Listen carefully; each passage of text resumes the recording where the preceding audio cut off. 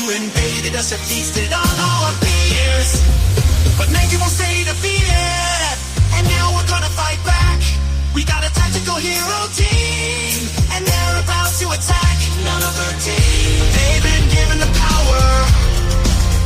Nano-13, the heroes can't make them cower.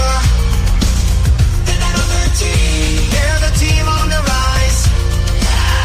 Nano-13, got the fire in their eyes. They're gonna give the aliens a surprise.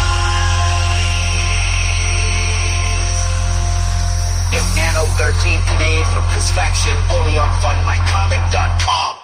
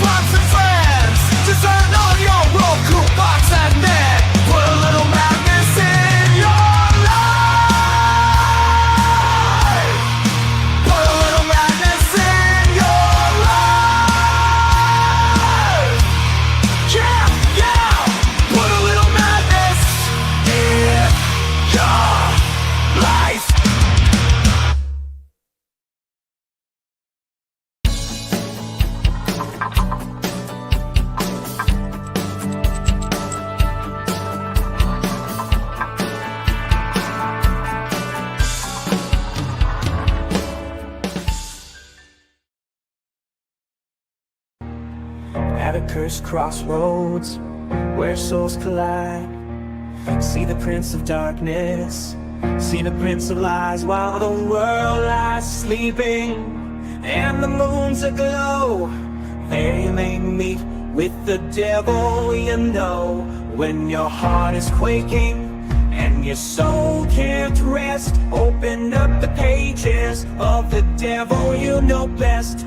People face their demons as each tale unfolds, but the devil's in the details, and their fate's been sold. Hear their fate's been sold, and they're lost to hell. That's the deal you have to make with the devil you know well.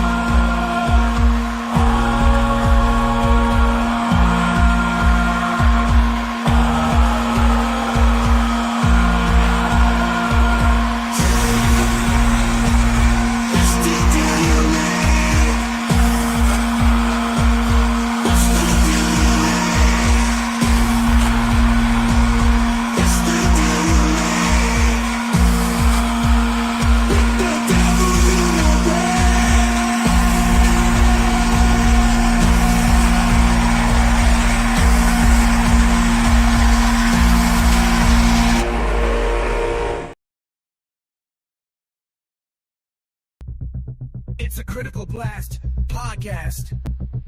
That's me. With our special guest, Kris Faction.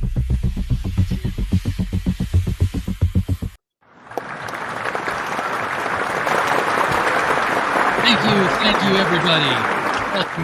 Welcome, Kris. Thank you for coming on the show tonight, man. Appreciate you reaching out, and because we don't reach out anymore. It's like I used to like I needed the hours. I wanted to be a YouTuber, and it's like if I didn't have a show at night, I'd be like frantic at 2:00, like somebody come on my show, please. And now I'm like, you know what? I got monetized for a year. I made nothing. And then I got demonetized because YouTube said, "Oh, you broke a rule. Can I fix it?" Yes, in about 3 years. Like, Right. okay. So I just said, "You guys come to me. We'll have shows. We'll do whatever y'all want." But I'm not. I'm going to relax and do other stuff. It's good to relax. It's good to relax. It's amazing how much how tense I've gotten since I started relaxing. Right. Like, I hear you. I'm gonna put my efforts into other things. This isn't very relaxing. This is You're right. Like, wait a minute, I'm busier than I ever was. I know. It's like I'm reading all these stories that I've got to edit. I'm taping boxes shut all the time. I'm like, when did I ever have time to do this YouTube thing? Yeah, right. But here we are. We are. And you're making comics. I am. Chris, why? Why in the world would you do that? I had this story in my head for so long, and I just, I mean, my youngest brother was even like, "Took you long enough." He knew the story from years back then, right? Yeah, I mean, he's heard me, kind of talk about it over the years. I mean, I've developed the story over the last 20 or so years, and so it's evolved and everything, but it's very expansive. I mean, this, we're funding for issue number 1, but I already have 6 issues written, and it's even bigger than that. And so these are fully written. These aren't like just like, I've got some sticky notes over here. It says, in issue 3 or 4, we might have this happen. Mm-hmm.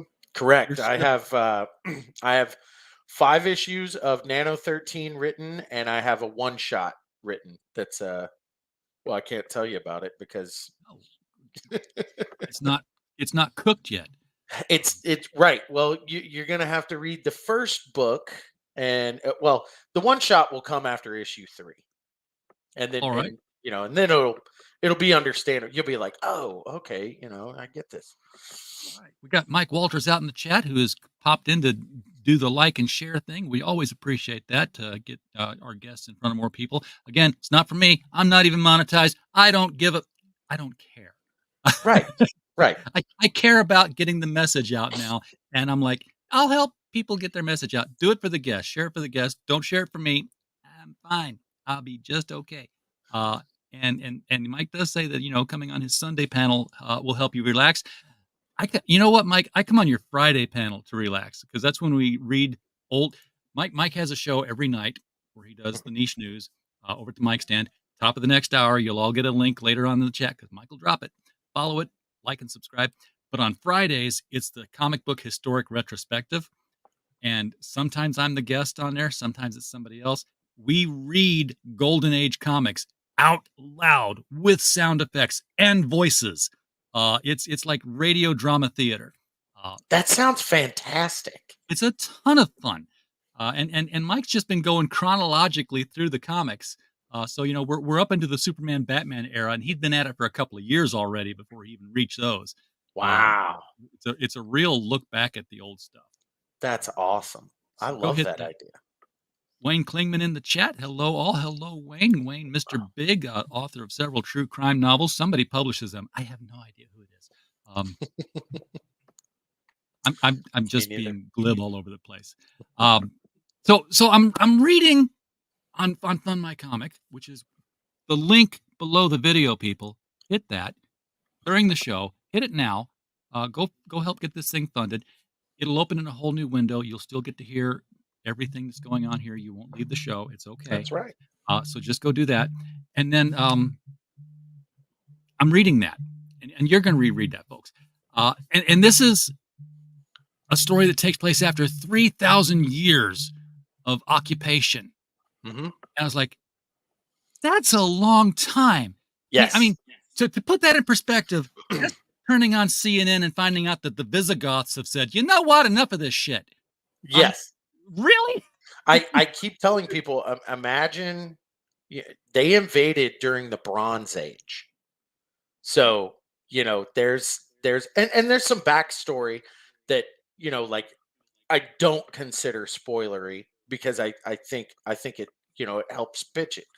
And when they initially invaded, they acted much like the Romans. They were like, "We're in charge, but you guys live your lives as long as you don't get in our way."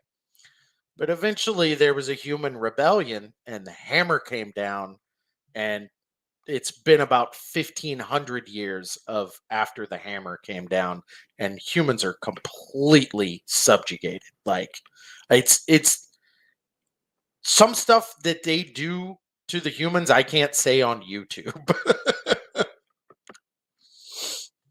Okay. Well, they're fictional humans. They do it Correct. to them in Minecraft. That's right. Uh, In Nano-13 in Minecraft. Nano-13. Yeah, it's a no blood was spilled in the making of this comic book story. Correct. Correct. I So I think. so who are the Zeras? The The Zero Zerus. Zerus. The Zerus are an insectoid race that are obsessed with eugenics and bettering themselves through e- essentially consuming. Um, they'll if they find a race that they feel like they have an attribute that would be good if it was added to us, then they will experiment on themselves essentially.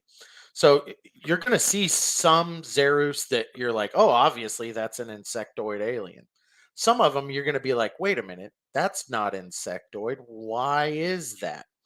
And in future issues that we'll flesh those things out. What exactly do they do to themselves, and they do have in the outer reaches, way outside of Earth's orbit. They do have an eternal enemy that they have been fighting for 10,000 years, and Earth is essentially it's a place where things are manufactured to fight that war.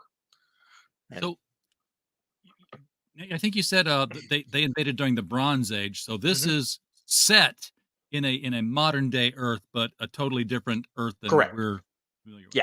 Yeah. Okay. So I would guess that the technology though would be far more advanced. I mean, we're being Yes. run by aliens. Right. Right. So the technology is, um, I mean, it's very sci-fi. Think, like Star Wars slash Battlestar Galactica. As far as technology, I like gritty sci-fi. I like when things look like they've been worn and you know can break down Yeah. and I'm not much into like laser guns and stuff like that. I like stuff that fires bullets in real life and in comics. Yeah, it's And even it's funny how we get away from bullets whenever we go into science fiction. mhm, I'd noticed that in X-Men, the yes, cartoon series. Like, yep. wait a second, those are just standard police officers, but they have laser pistols. What? Yeah, you're right. Like, what's that? What's the budget for your department? It's a cartoon, you can draw just a regular gun, and Yep. Well, and but what's funny is like it seems like it would be cheaper because you don't have to draw the bullets firing out of it. They're going too fast. yeah, exactly. You But you can had to just draw those beams. yeah. I'm like, okay, so yeah, and it's very like I'm a military vet and I was a combat engineer in the army. And Thank so you, oh, appreciate it. thank you. Um it's always awkward when someone it really I know. is. I You know get what it. though? My kid, I'm so proud of him.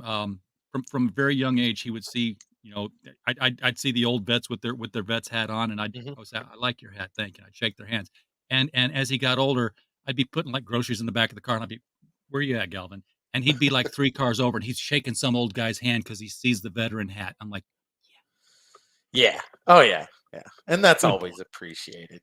It really is, I mean, because you you know, you want especially kids, like you want them to, like look to the future and Understand. say, I can be a hero one day, And sure, I mean, there are plenty of guys in the military that just I swept floors and what, but it's, just signing on the dotted line is, it's like, well, Because you took a like, step that many others didn't. you gave your life to be government property for a certain amount of time. Yep. Yep. And I man, had am a I friend glad who went that's to, over. Desert Storm when I was contracted at the Air Force. We're like, "Oh, man, he's over there fighting Desert Storm, Desert Shield, when he gets back, he's gonna be where," he comes back, he's signed back, so where were you stationed? What did you do?" He's like, "I was in Georgia, and I was signing requisition forms to give people things from the Yeah. storeroom." Like, Yeah. "Oh, Yeah. so you weren't really in any kind of danger." "Nope." Whatever. I mean, it takes everything. I mean, that's how it works, But Well, you like having done so many small teams drills and stuff like that. It was definitely an influence on the core characters in the book, the dynamic of a fire team, yeah. um, and I've actually, because people have asked me, well, why is it called Nano-13? Well, there are 13 of the nano powered heroes. Um, this book focuses on four. They're the lead team. You'll only see 11 of them in this book. The other two are alluded to, and back of my book, and we'll get to it eventually. That's fine. Tease them out. You don't have to drop the entire team all the time. Things like Legion of Superheroes. When I was reading that as a kid, I don't even know how many members they had at any one time. They Mhm. weren't all in the book. Right, right, exactly. Well, and I I take I really liked Wolverine before House of M gave him his memories back. Where you caught these glimpses into Wolverine's past, and it was up to the reader to put the puzzle together. And Right. then he gets his memories back, and they're like, well, let's tell this linear story. And I'm like, see, no, I don't, it's just not appealing to me as a reader. Maybe to some, but not to me. Yeah, And I've got this rule that says, if you introduce a character into your comic, you either have to tell the origin within the first 6 issues, or you never tell it at all after that. my approach is you because you're definitely not going to know the origin of their powers in issue number one. You know, there there is one section of panels where you see them getting their powers, but you don't actually realize that. Um, like how I'm going to tell their origin story is going to be from different perspectives, and the reader either puts it together or they don't. I It's I had the privilege of having Paul Jenkins on the show one time to talk about one of his Kickstarters, and and of course, being of that mindset about origins, I asked him, I was like, hey, what was your thought when Marvel said, "Hey, we want you to finally, put an origin to Wolverine, the guy who's," and I'm going on like, the guy whose whole mystique was that nobody knew what he was. He's Mhm. like, "Well, actually, that was my idea." I'm like, "Excuse me, I gotta get this big foot out of my mouth Yeah, here." right. Like, ooh, It was so, an awkward little anyways, moment. Yeah, moving right along. Uh, right, right. so You know, so these guys in your unit. I mean, I'm looking at the picture that's in the background, and Mhm. we can certainly bring the campaign up here and scroll and take a look at it. Um, for a group of slaves, they're in pretty good health. They're beefy people. They are. They were born as slaves, but they are slaves no more, and they um, they were born as slaves. They are liberated, and they spend about 2 years before they get their powers, being freedom fighters, but just as powerless humans. But throughout that time, they learn small unit tactics and guerrilla warfare and things like that. And then through a series of unfortunate events, they end up with powers. And the story starts approximately 3 weeks after they get their get. Well, I can say this: 3 weeks after they get back to Earth with powers. So they don't quite understand their powers yet. They're learning, and it's strange to them. Um, you'll kind of see that at the beginning of the book, where they're a little hesitant because they don't understand what their abilities are yet, and they're kind of just going to figure it out on the way. As a matter of fact, one of the main characters, well, Akari, the female there, um, she doesn't use her powers at all in the first book, and there's a reason. There's that'll be fleshed out later. Um, you Okay. know, Do they all have different powers? yeah. So they have there's these nanobots that are inside of them that give them the powers they have. So they have like baseline, like healing factor, heightened agility, heightened strength, but then they have certain attributes that are individual to them. So the main guy up front here with the red hair, he's based on a friend of mine who always had hearing issues, and so this guy has super hearing, but don't think of it as like Superman's super hearing. It's a lot more in depth than that.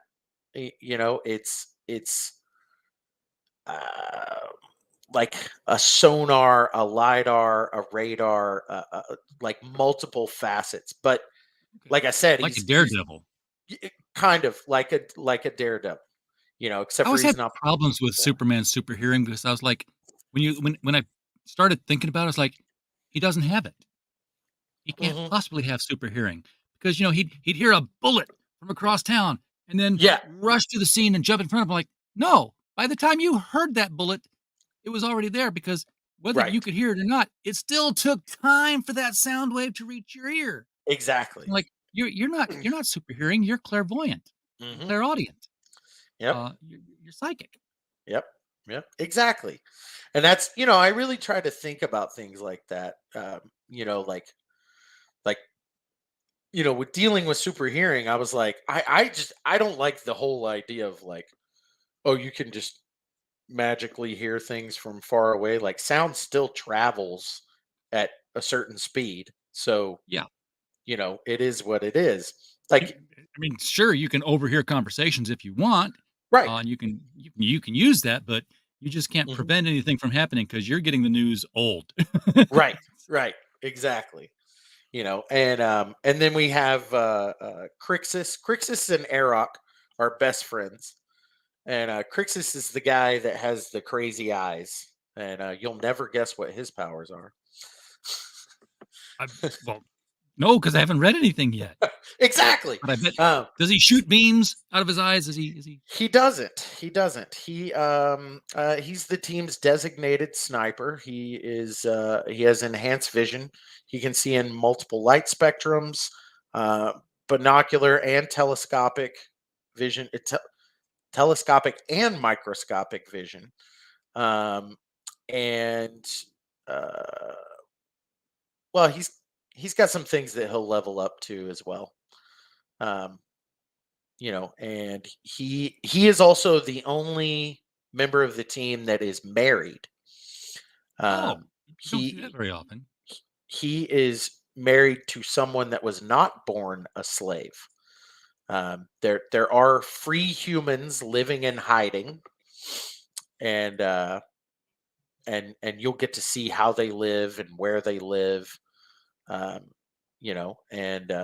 and yeah, he's his wife is a nurse named Miri, and she is a not only is she a nurse, she's a very religious person.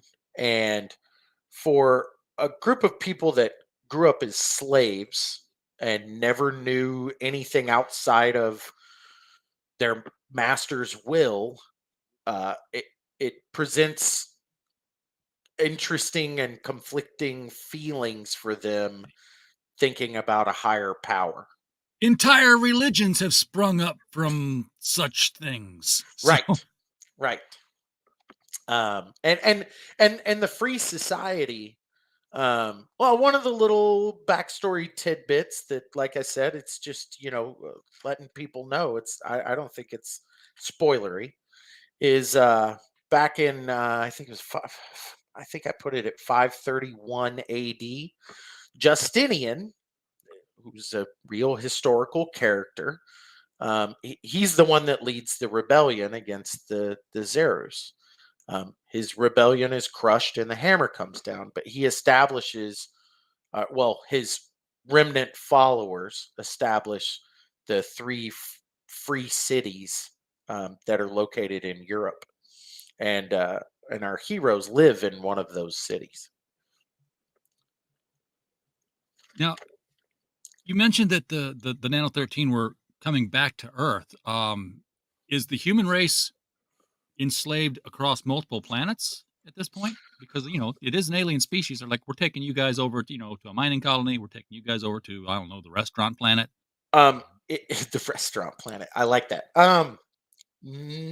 No. Uh, One of the things that the Zerus are very strict on is they do not like species or even different races slash ethnicities of the same species to share the same space. They are ultra segregationists, but there are exceptions to that rule. Um, now, now, one of the reasons you'll see at the beginning of the book that our heroes were taken off planet. Um, Essentially, they went to prison, and they were not expected to come back. Um, and that there's that exception. The Zeros also like to sometimes take some of their slaves and use them as sport. So they may take them to an arena and have a gladiatorial match or something of that sort. Just Guys, come behind the building. We're having a human fight back here. yeah, right, exactly. So yeah, that's part of, like, they control the population as completely as they can. Obviously, I've already said there are free people living in hiding, but the slave population, like, they control everything down to the pairing of people to make more slaves. There is absolutely no unauthorized breeding going on under Zerus rule, which uh, brings us to the villain of this story, who is called the Breeder, and he is the head slave geneticist, I guess you could say. Not geneticist. He's the one that figures out, like, these are worthy attributes to be passed on, to um, make the kind of He's slave the I want 4-H for. guy. Yes, he is. He is. He Animal is. husbandry with people. Here we go. Hmm. Pretty much. Pretty much. And each continent on the planet is used for a different purpose. So this story takes place in Europe. Um, they were slaves building small arms for for the Zerus armies off fighting elsewhere. But each continent has a specific purpose to the Zerus, and and you'll find that out as we go along. So now, since these humans were given nanotech enhanced abilities, uh, can you tell us whether or not they were given these by human scientists, or do the aliens have, like, like a Doctor Zeus who is like, yes, I'm ape, but I want to help humans, and Um, their powers were given to them by the Zerus, um, by a character named Carapace, who will be a reoccurring character. He's not a good guy, and they were not supposed to get powers. It was uh, I don't want to say an act. Well, partially an accident. Carapace is the he he is the nasty kind of Mr. Sinister experiment. He has this facility that you'll see in later books he's the where Mengele. he is very much so. Yeah, yes. He's kind of the nastiest of the nasty, but you'll see at the end of the book that all of this is actually orchestrated because the Zerus, there's hierarchy, and I know a lot of people are going to think, well, they're insectoid, like there's got to be a queen somewhere. Well, you're going to have to learn about Zerus society. There are queens, but that doesn't mean that they're in charge. Okay. Is so it's a caste system. You're gonna play with the hive mind sort of. Hmm. You know, Yeah. There are, trope, I and guess, you'll to work see with. you'll see like soldiers and drones and things like that in this book. So there's a few pages in here. How many pages have you got fully done here? I mean, you got Um, Ron Muschietti putting this together. So yeah. So all of the art, all of the coloring are completely finished. We are about halfway through the lettering.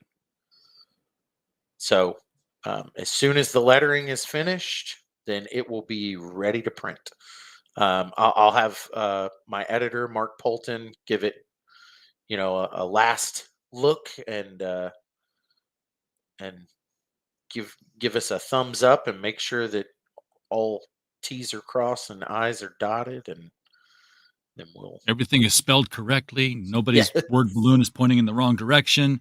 Right. Um, no word balloons Right. are crossed. Yeah, that's one of the things. I Shirt mean, like, colors stay the same between panels. I think. yeah, yep, yep. Just saying.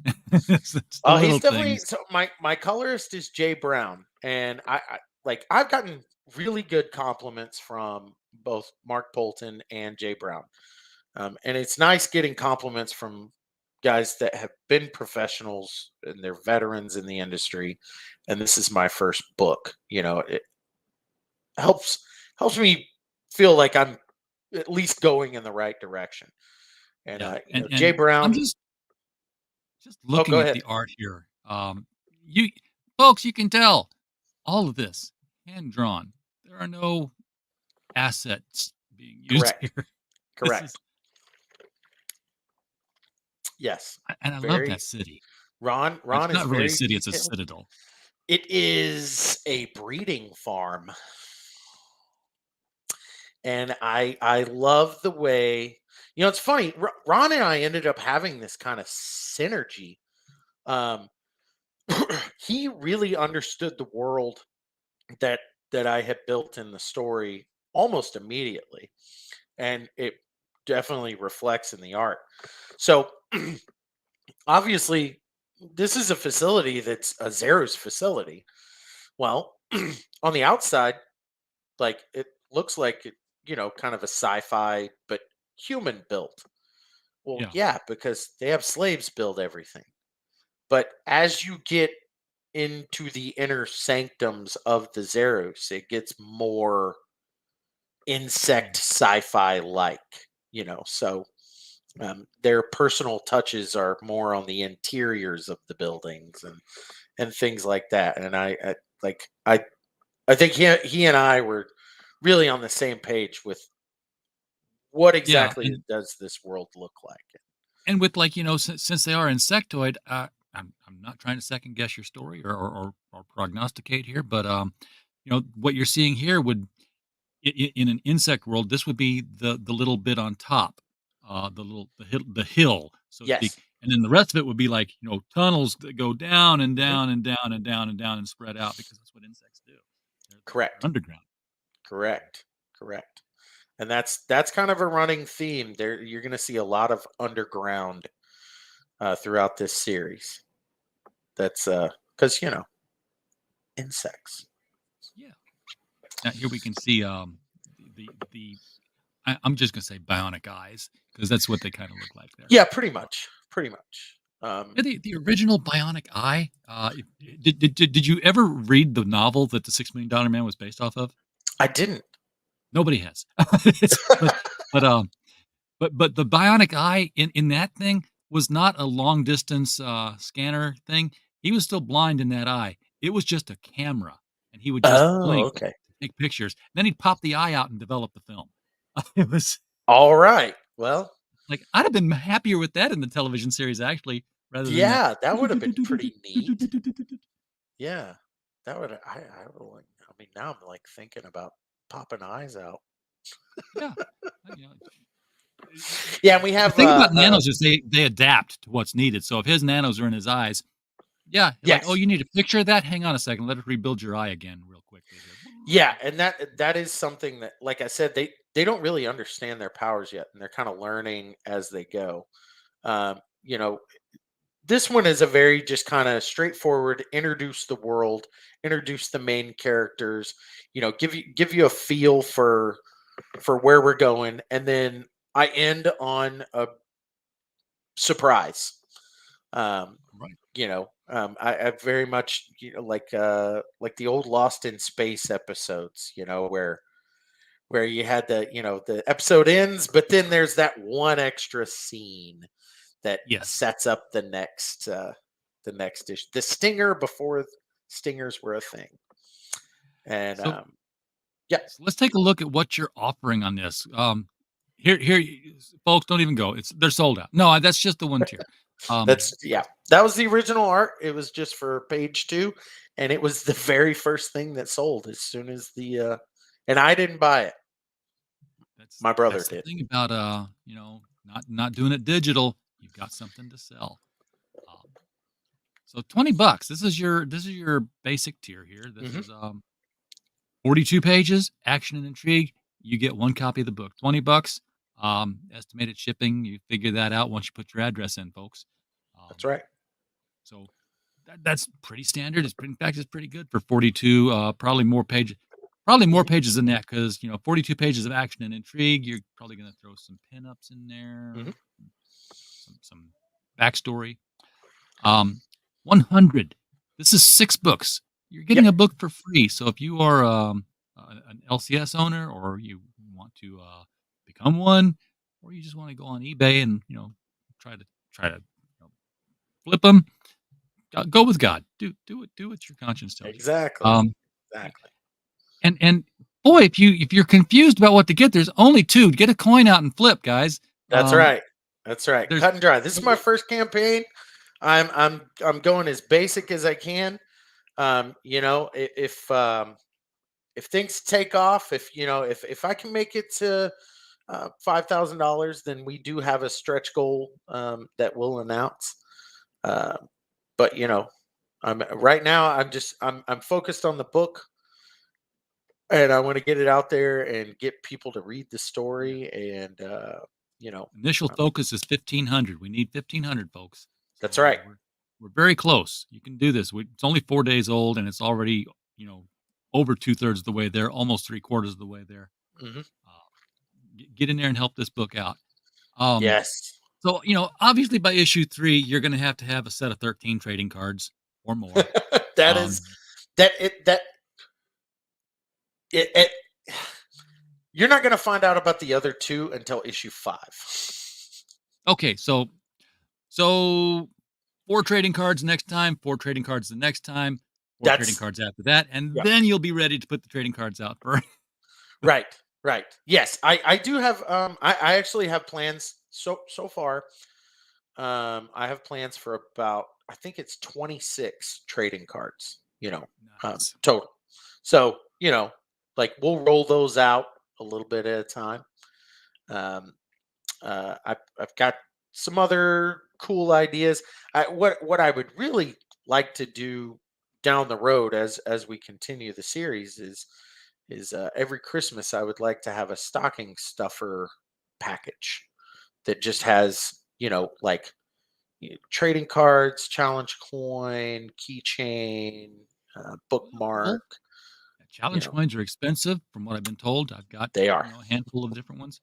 Um, I got do I have them here? I got some coins the other day. Where I did I put think my coins? Where are my coins? I I thought I had Jason's coin sitting over here, but it might be in the other room. I know. Oh, yeah, here it is. I have Jason's Jupiter coin. Oh, I didn't get that. Oh, I will have to look for that on the next campaign that he does. Um, well, I've got some coins somewhere. They've been stolen. Um, they were right. That's the thing. Everything's right here within arm's reach. I know that if I've lost something, all I got to do is go like this, and I'll hover over it at some point. But hmm. at the moment, I cannot find the coins I bought. I bought 5 of them, and I give one away already. Um, I've got the Continental coins, Oh, okay. the gold coins that are in the whole John Wick series that they're all using and trading. Hmm. Those exist. You can buy those. That's awesome. That is If awesome. you, it's fun to see somebody recognize it. It's like, hey, wait, I know this coin. Is somebody going to kill me now? I've seen this somewhere. Oh no. Yes. What do I owe you? What service Yeah, do I have to perform now? Um, exactly. so when is this? Has got 58 days to go. That's Hmm. 2 months Hmm. away. So fulfillment's not for 3 months. I mean, darn lettering. So, my plan, and we all know how plans go. My plan is to have it at y'all's warehouse within a week of the campaign ending. Okay, That ready. is that is my plan. We will have room in 3 months. We should have tomorrow, Chris. Tomorrow, I have 2 semi trucks arriving with comics I and know. I paraphernalia. Yeah, I know you guys are doing the Wesley Snipes That's what's coming film. tomorrow. Yeah, yeah, It's like, ooh, and some point during all of that, we're going to get that umbrella guy's hunt the littlest umbrella arrive, and that's going to be just as many. yeah. Um, so we're Wow. going to be busy. And my Yeah. packers are always like, do we have something to do? Do we have something to do? I'm like, patience. It's going to be more Just than you wait, can it's handle coming. soon. I know. I work in wholesale flowers, and well, you know what holiday was just Yeah. passed, Oh yeah. and it's I work 90 hours a week for 2 solid weeks during that holiday, and when it's all over, it is the best thing ever. Yes. So you can breathe until Mother's Day, right? Yes, yes, and Mother's Day is just as bad I or figured. good. They're good, you know. So the thing about Mother's Day, I think you get more variety of orders during Mother's Day because You do. Valentine's Day, roses. Everyone's going to be buying roses. You don't give Yes, your yeah, Valentine daisies. Um, yeah. Mom We gets, we a mom bouquet and other stuff. like I said, I'm in wholesale, so we get millions of stems of roses. Yeah, Yeah, and keep them yeah. alive. Oh, it's fun.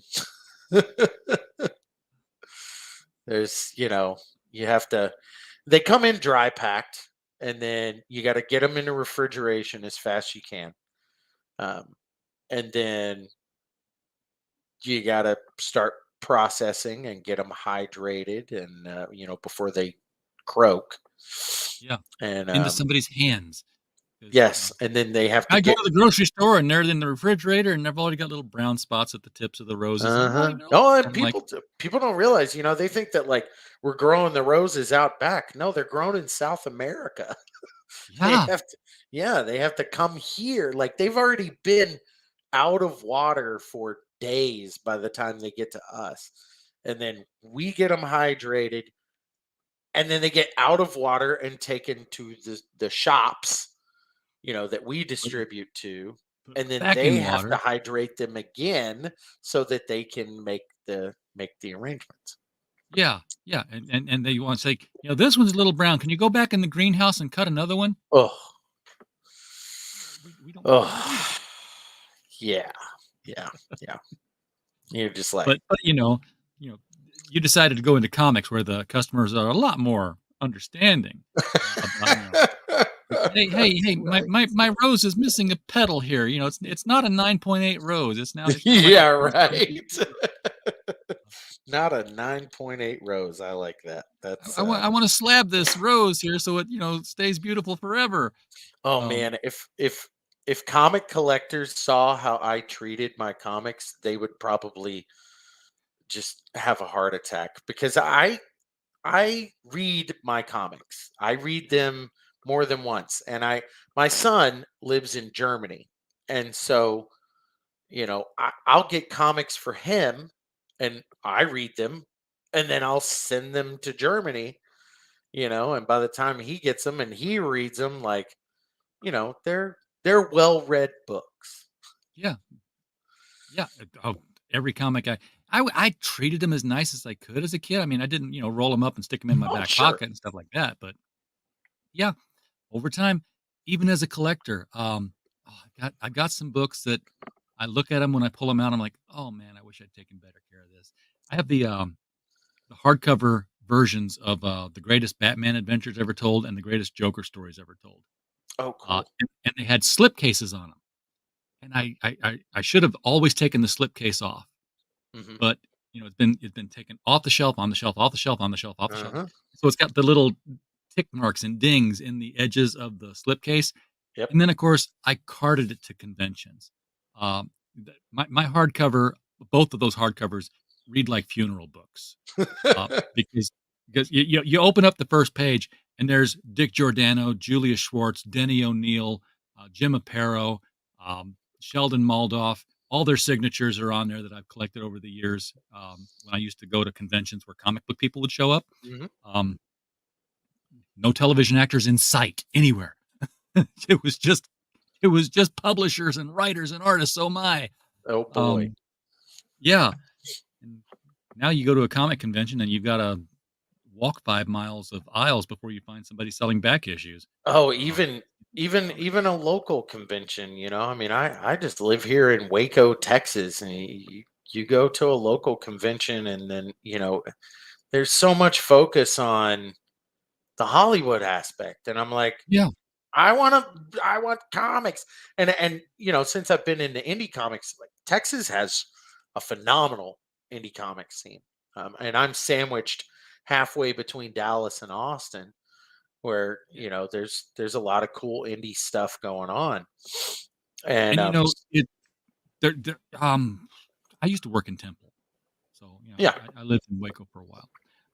I didn't make it during the year I was there. I got out so fast from Waco, but I I didn't make it to the Bell yeah, County. Bell County Comic Con. Have you been Con. there? Is that comic book? I have been to one of them. When my daughter, she's in Germany right now visiting her mom and brother, but she works for a toy store, like a cool toy store. They sell like old school Ninja Turtles and GI Joe and all that. She gets to go to all the conventions in the area because they always have a booth. And she loves the Bell County Comic Con. She says she likes it better than the Waco Con. I mean, I know the Iconic guys are there. I think they're like part of the organizers. I think Bell County owns and Iconic are the same people now. But Yeah, I think so. Yeah, yeah. Yeah. But I didn't know if there were like more comic book people there. And of course, comic artists had now become rock stars. Yeah. I told you all those signatures I got. I just walked up to the guys in Hmm. 1989, 1990. And they're like, "Hey, you like that story? Yeah, thanks for bringing the book. Thanks for coming out. Here's my signature, blah, blah, blah." Yeah. And now it's like, "Hey, are you doing signing?" Yeah. You're like, it's $50 for a signature. And, Yeah. You're like, no, literally $50 for the last signature I got on a comic book. I believe it. And he was the only comic book guy there. Now, I will say that when I went to the Bentonville Con last year, they only had one comic book guy there too. It was Tom DeFalco, and he wasn't. He had books there for sale, so if you could buy the book, and he would sign it. And they were all True Believer stuff. They were $10 a book for a signature. I was like, I'm cool with that. Yeah. Turned out that Tom was a big Destroyer fan, and he found out that I was the writer at the time. And I was like, "Well, here, let me give you some free books that I'll sign for you." Yeah. And, Right. so Right. he gave me more free books that he signed for me. I'm like, I can get into this deal now. Oh, that's fun. That's fun. Heck yeah. That took me back to the late '80s, early '90s when I was like, yeah, when I actually got to go to you guys and talk comics. There was, and here's the thing: it's Tom DeFalco, editor, Marvel Comics, Secret Wars, Black Spider-Man suit, all that stuff. Mm-hmm. I sat there and talked at him at his table for 20 minutes, and nobody interrupted us. Oh, wow. Nobody came up behind us. Nobody stood Yeah. in line. Like, What? are you serious? Because the Power Rangers were over here. Yep. Uh, Yep. and there was somebody in cosplay down the hall. That's where the action was at. Mm-hmm. Yep. Meanwhile, yeah, you're like, oh, I was, I always, I go straight. I try and find every indie comic vendor at every con that I go to, and I can find the artists because they're usually not repped by a company. right. And they're usually like all the Zenoscope artists are individual contractors. Mhm. So they'll be there with like just prints of things that aren't comics, but stuff that they did, and they'll, draw something for it. The last Waco con that I went to, and I would get the book, but I sent it with my son. Last time he visited, I sent him with a stack or whatever. There was a guy there selling a book called Bigfoot Knows Karate, and he fights Kung Fu Thulu. Oh, that's awesome! It was fantastic. It was absolutely fantastic. Kung Fu Thulu. Yes. Oh my gosh. And I got the Kung Fu Thulu trading card with the book. Okay. I haven't run this trailer in a while because first of all, it's a really weird video and it's going to show like us on the sides here. We're working on a graphic novel that's got martial arts built into it, Mhm. but we're doing a 1970s blaxploitation graphic novel. Uh-huh. It's basically what if Power Man became the Sorcerer Supreme, and he was played by Richard Roundtree Is his in name a movie in Luke the 70s. Rage? Yeah, Luke Rage. Well, we have this guy.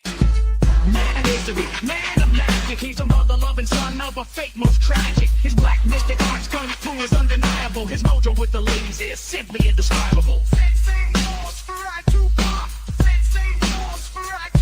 Can you dig it? I won't play the whole thing. It's a long trailer. So, the trailer for my book, the band that plays the music is a band called Order of the Fly. They're out of San Bernardino, California, and I've been friends with them for a long time. I toured with them back in 2009. The name of that tour was the Nosferatu Tour. Oh, nice. Yep, we did it for 2 years. I was actually about to resurrect the tour in 2020, and we all know what happened that year. Yeah, things kind of we put things on pause. Yep. And I was like, okay, I'm not gonna do it. The industry's never come back. Folks, No. coming up to the top of the hour, be ready to jump over to the mic stand and give it a like and subscribe. You will, it's niche news night tonight, Monday through Thursday. You'll get everything about manga, anime, comic books, and professional wrestling. It works. It all goes together for some reason. I don't know why. Wayne, you like that title? You stay tuned because Sensei Nosferatu Pak, he's going to release simultaneously with our other graphic novel, Fenton Elephant. Yeah, Fantastic. it's Fantastic. I'm going to have to get you guys in contact with the guy that created Kung Fu Thulu because I feel like there needs to be a crossover. there definitely has to be a crossover now.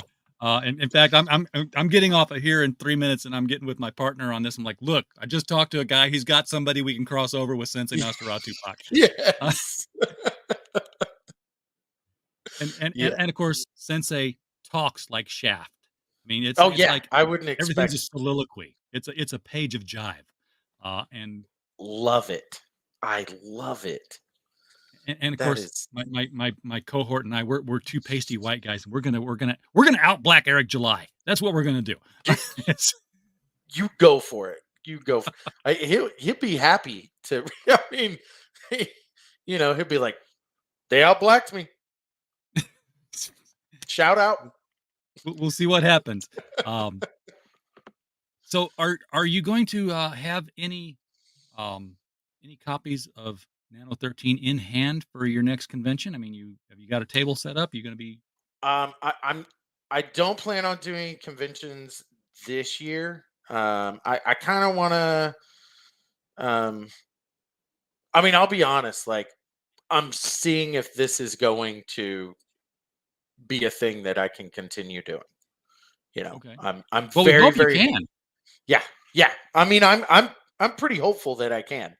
I like I said, I've got scripts written. Ron is actually he's working on Mark Mulgrave's book right now, and the plan is for him to start working on Nano-13 issue number 2 as soon as that's done. But yeah, I didn't plan on hitting any conventions this year. Next year I will most definitely be hitting the conventions, and I do plan on having copies of the book. Yeah. And I will hopefully say number 2. temper the expectations, because definitely number 2 if you got that. Yeah. If you've got having been at a table with books that I've had published, that I've written, and had other people published, not self-published. I was like, hey, I wrote a book. Let's have a table at the con. You've got one book. You've got nothing that keeps people there, because they see the book and now they've seen the book and now they go. Right. You have more than one book. They're like, oh, you've done this. Oh, and you've done this. Tell me about this. Tell me about this. Oh, look at this. You've done this too. What's this? Now they stick around, and that's when they buy. Right. So, And that's kind of my thought behind it, is like, I want to have more product than just one book, because although I'm like I said, I seek out the indie guys as soon as I get to a con, and like, you go to the guy that has one book, you're like, this looks awesome. You get his book, and then, that's it. He made a sale of one book. Yeah. You get to the guy that has 4 books, you sit and talk to him about it. You sit and, like, oh, wow, you've got a lot fleshed out here. That's really cool. And you're flipping through them and everything, and you end up with a conversation. Maybe you make some contacts and, things like that. So, yeah. And next thing you got, you're doing business together with Right. characters. Mm-hmm. It's a beautiful thing when that happens. I can't wait to go back to a convention with with a table of all the stuff we've got available now. Oh, that would be fun. I look at our catalog. I'm like, when did this happen? This is not my beautiful house. But it just came under me. And Wayne, you contributed to that. So yeah, your books will be there at the table whenever I buy one again, probably in October. I like to go to Archon. It's in Collinsville, Illinois. My old stomping grounds, even though I'm here in Northwest Arkansas now.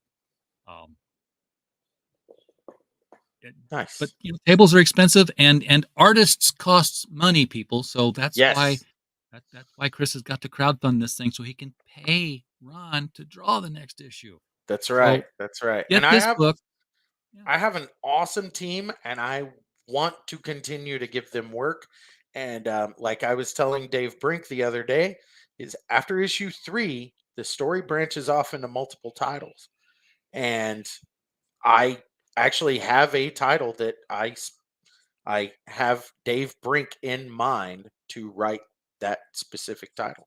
But, I got to get there. So Give me your You have more than one money. title, you've got a publishing house. Right. That's the big dream. Yeah. You know, doing your first comic book, that's cool. You're like, Mhm.